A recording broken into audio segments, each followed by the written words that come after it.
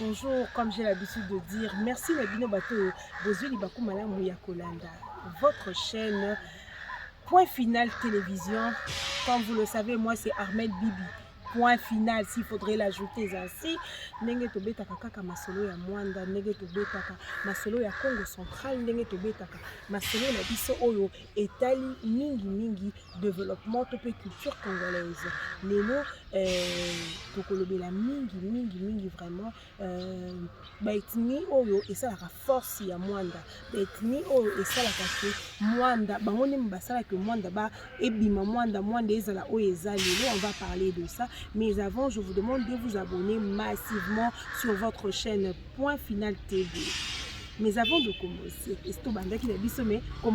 commencement, j'aimerais dire un grand merci à celui que j'appelle une partie de moi, à mon cœur, à mon amour, à celui qui a fait de moi ma dame, à celui qui a fait de moi la maman de quelqu'un, c'est lui qui a fait de moi la maman de Naturel et les arbres.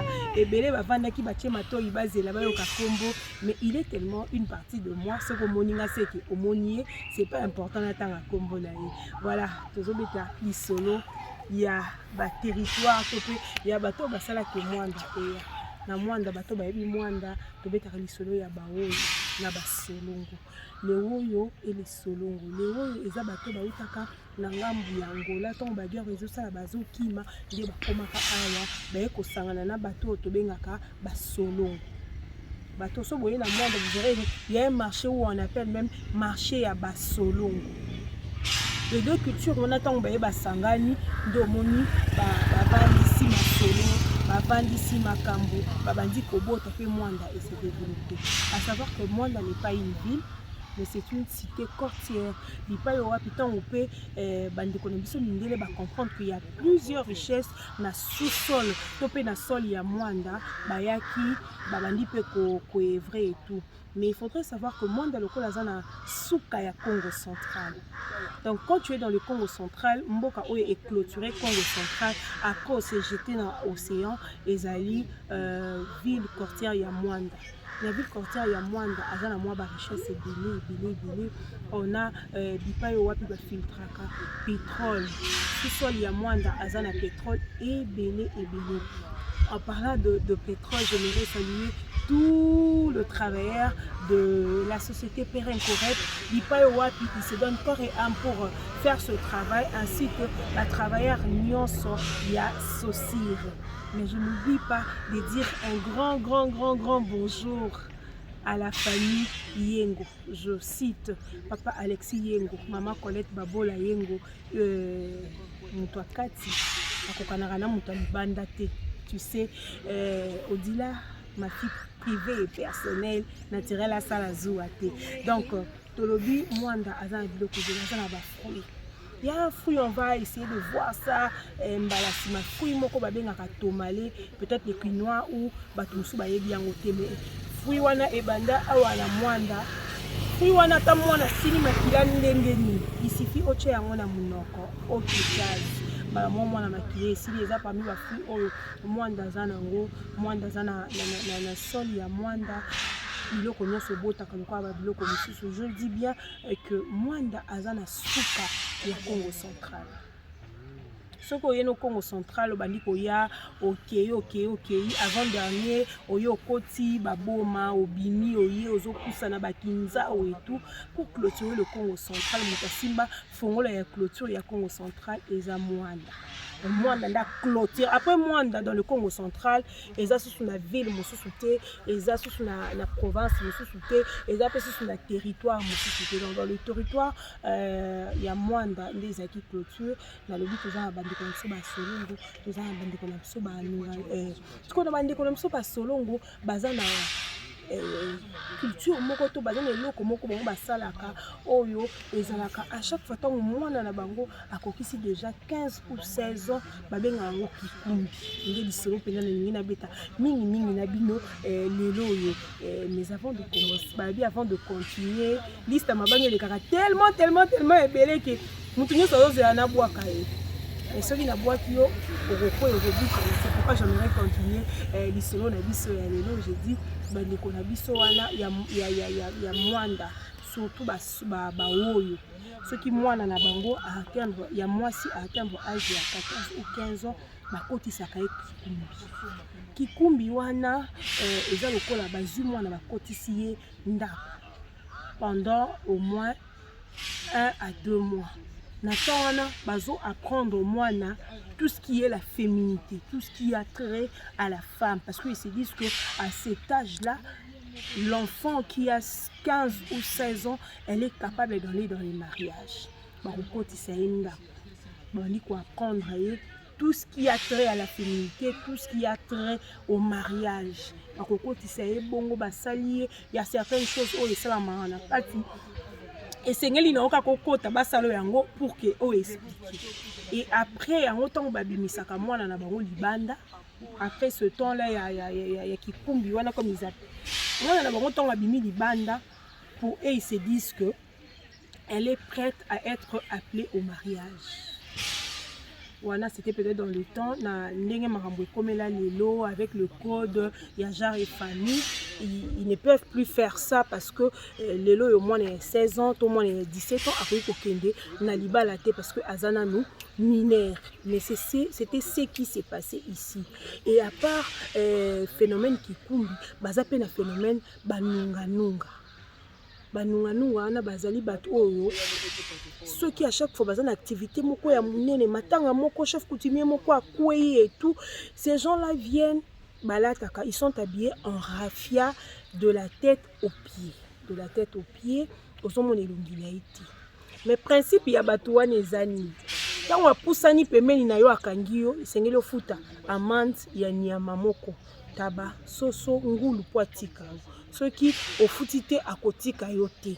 Donc eza parmi babiloko oyo to découvrir awa na Congo central, précisément na ville côtière ya Mwanda. Eza phénomène anunga nunga. Ces gens-là balati bazana barafia ozomona bango bazobina et tout, mais il faut éviter que akoma pembeni na yo. Ata ozana esika ya matanga, ata ozana esika o cérémonie moko ya minene ezali, tu verras que Batouana, Bapoussa na rapemeni na bangote, pour eux ils se disent que ce sont des chefs spirituels. Un chef spirituel mérite beaucoup de respect.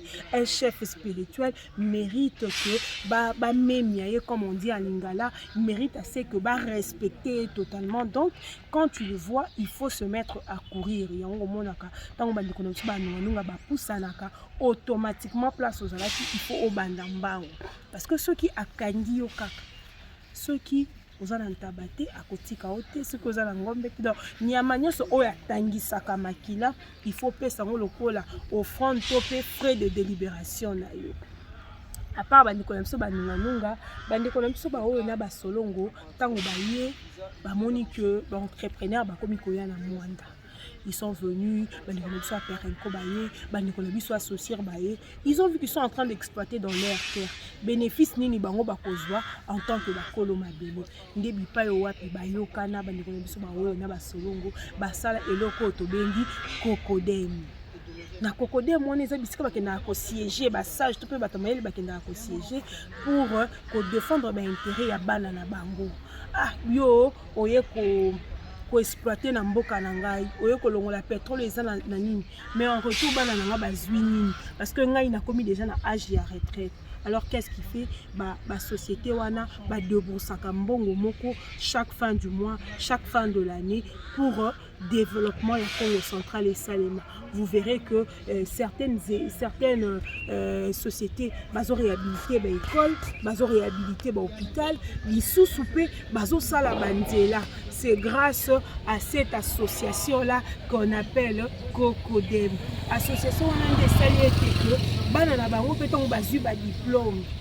Ba entreprise wana epesa bango ba bourse de manière à ce que ba kene kotanga na mboka mipaya to pe ba kita pe na Kinshasa kotanga na ba grande université ya Kinshasa. voilà ndenge tolobi bakendaka kotanga soit na Kinshasa to pe na bamboka mosusu. Donc association wana oyo tobengi Cocodem ye nde aye kosala ke lelo na ville côtière ya Mwanda bakomi na grand marché baye ko défendre. Donc ils sont là pour défendre les intérêts ya population oyo bavandi na Mwanda. Donc baoyo na basolongo baboyaki kozala indifférent, ils se disent que nga nazala na coin na ngai lokwa naza muoyo, nga nazala na coin na ngai lokwa naza musolongo, basanganaki, ils ont fait une force unie oyo tobengi Cocodem nde bakendaka kobundela biso. Kasi Mwanda lokola eza kaka na kati ya Congo, Kongola azaka mopaya te bisika kendaka, Mwanda aza kaka na muoyo na musolongo te. Bandeko na biso ya Tchela lokola peza ki eza penda mosika te tout baya pe bavanda omona ke bandeko na biso bayombe s'installa ebele. En parlant de bayombe, Colette Longo babola une partie de moi en féminin yepe muyombe oyo akimachela lobi où est-ce que vous bité nazali sukunate a pusaniti aye de s'installer à wana Mwanda. Donc c'est un peu ça. Mwanda azana ba richesse ebele. Mais avant de continuer ndeko fina bouton abonne-toi benga voisin benga tonton benga tante nebisa que chaîne na biso oyo epesaka biso bainformation kuna na niveau ya Congo central, na niveau ya Mwanda esengeli na biso kosabone ezali point final télévision. Donc tobeti lisolo lelo pour conclure to pona kozongisa moto aye kozonga na nzela eni ko tobeti lisolo ya ville côtière ya Mwanda banani nde penda baza lokwa ba force ya ville côtière bona tobi eza bandeko na biso ba oyo na bandeko na biso ba solongo na bandeko na biso ba oyo tobeti lisolo ya banunga na baza ba chef spirituel na bango baza batu oyo yo tango likambo eza na Mwanda okomona mo babini ils sont habillés en raffia bango balata raffia bango elamba te balata raffia tango apusani pemene oyo esengeli kokima parce que chef spirituel ba respectaka ye, chef spirituel batukaka ye te, chef spirituel bapusanaka pemene na ye te soki autorisé te. Alors soki kaka apusani pemene na yo ete kakandio yebe ete esengeli na yo kofuta amende pour que atika ye. Tobetaki pe lisolo ya kikumbi lolenge bande kokotisa bana na bango ya basi à partir ya âge ya 15-16 ans bande kokotisa. Mais avec le temps, avec l'évolution kikumbi esalamaka lisusu te parce que mineur aza sous na droit ya kokota na ndako ya libala te yango moni mwa culture yango pe ebani mwa kokufa mokie. On a essayé de parler un peu ya bandeko na biso banunga tobeti lisolo bandeko na biso ya kikumbi na mikolo ezali koya. Restez fidèles à votre chaîne donc découvrir makambo ebele. Je vous promets déjà prochainement bokomona bipai oyo wapi banda koteka ba esclave oyo tobengi marché tipo na kolakisa bino ba chaîne ya ba esclave ndenge banaye kolie bango tokobeta pe lisolo ya premier marmite des esclaves. Quant à moi, je vous dis un grand merci ya ko prêtez attention à l'émission Nabiso. Quant à moi, je remercie toute personne qui m'a assisté de loin ou de près. Que le Dieu très haut, que c'est lui qui bénit abondamment, ne cesse de vous bénir. Merci.